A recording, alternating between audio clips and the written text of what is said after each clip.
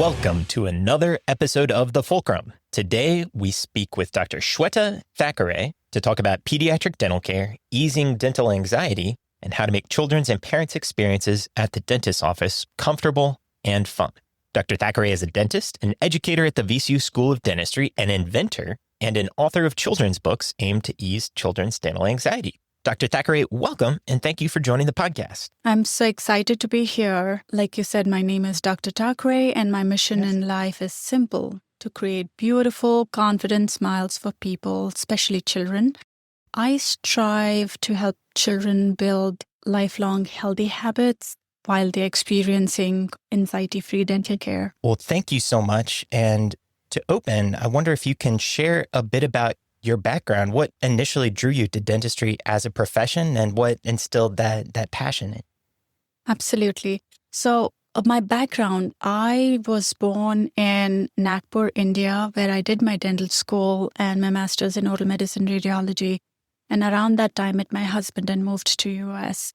But growing up, I was very, very inclined and loved arts. I think I was strong with manual dexterity, but absolutely loved science. So art and science, I think dentistry is a perfect combination of that.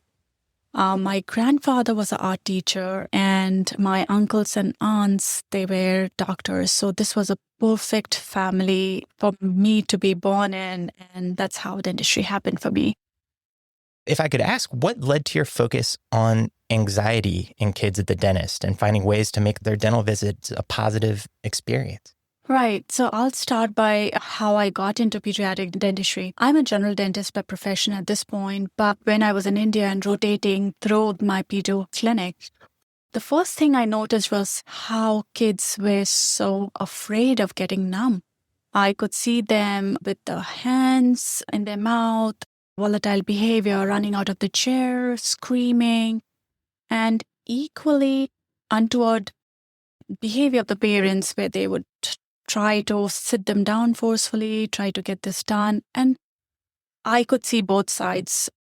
The kids definitely didn't want to undergo something that they thought was painful, and parents had taken their time out and brought the kids there. So both of them were right in their own places. So that was the problem that I thought needed to be addressed. I started reading lots of pediatric dental textbooks and found out some things that were really making me think. There was a textbook around that time that had something called hand-over-mouth technique, control the kids from behaving the way they were doing. And it's obsolete.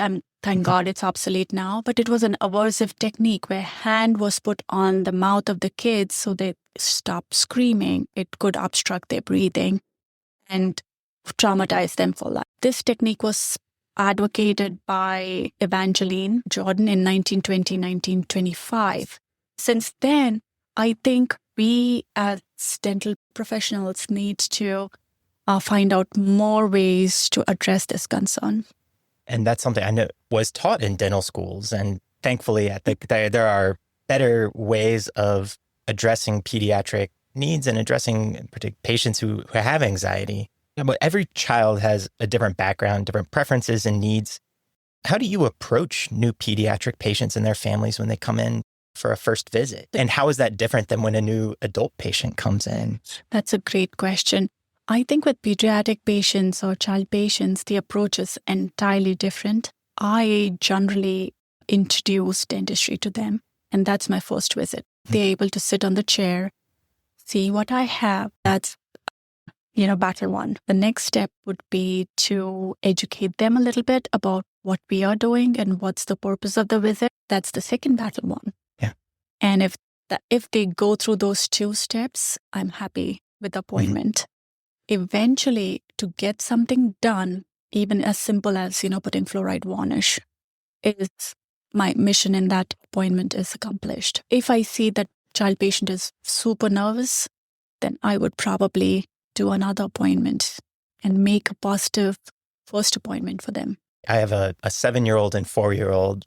And something I've seen with their dentist is they're just holding everything in front of them, explaining what it is before they do it, and set the foundation, as you said, before going into doing more so that you build that trust and comfort. 100%. And the word trust is so important.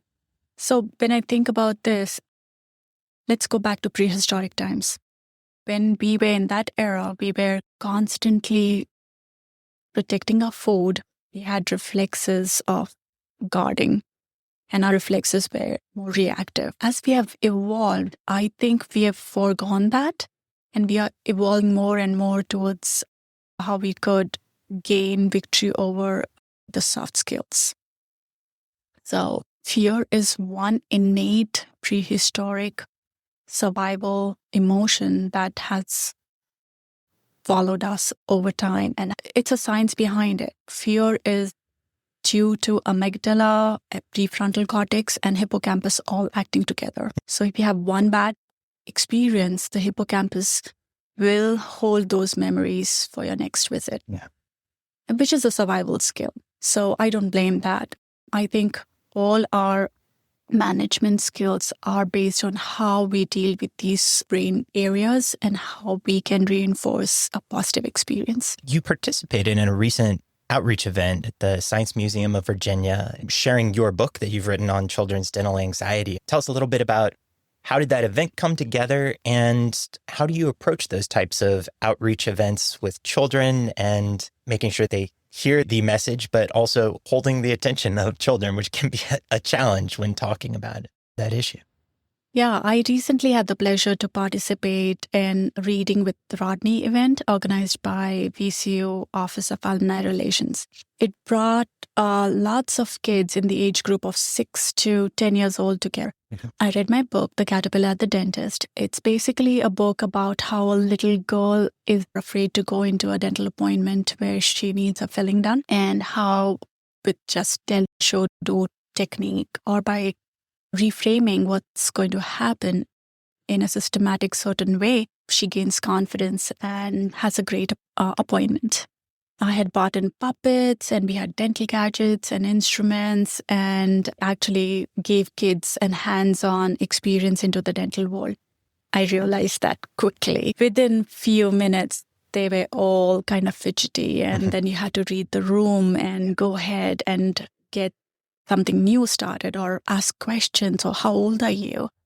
And if they said 6, I was like, okay, 6, 7. And you kind of relate to them. And then that's how you build bonds. And that's great. And something I try to remind myself as I'm dealing with young kids, like you can plant the seeds and as long as they are exposed to it, it is wild how many times I've thought they're not listening to something. And then it comes back months later that they zeroed in on that and really just held it tight, even like trivial things. And so those events are so important because if you're not exposed to it, you're not going to learn. True. And there are so many times when, we as parents are talking and you think that the kids are not listening. Yeah. I bet they're listening. Even, sharing our fears, they could get those from the parents first.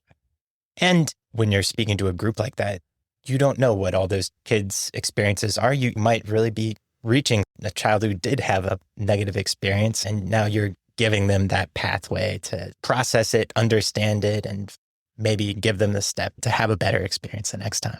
Absolutely. That's the hope. The goal was to actually reach out to people who do not have access to dental care at all, and parents to understand that, this is an important part of health. Yeah.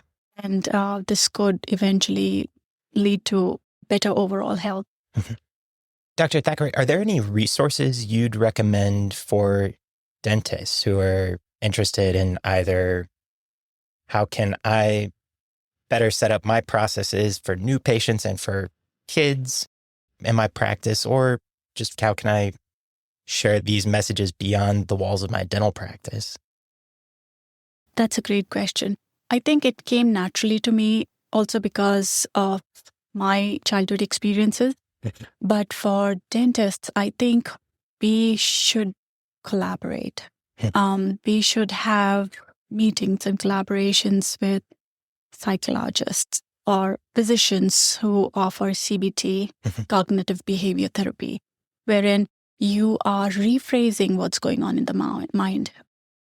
Like, for example, if something hurtful is going to happen, rather than saying this is painful, you rephrase and say that I know this is going to cause some discomfort, but I'm ready for it and I can manage that. Mhm. And if that rephrasing happens, things change.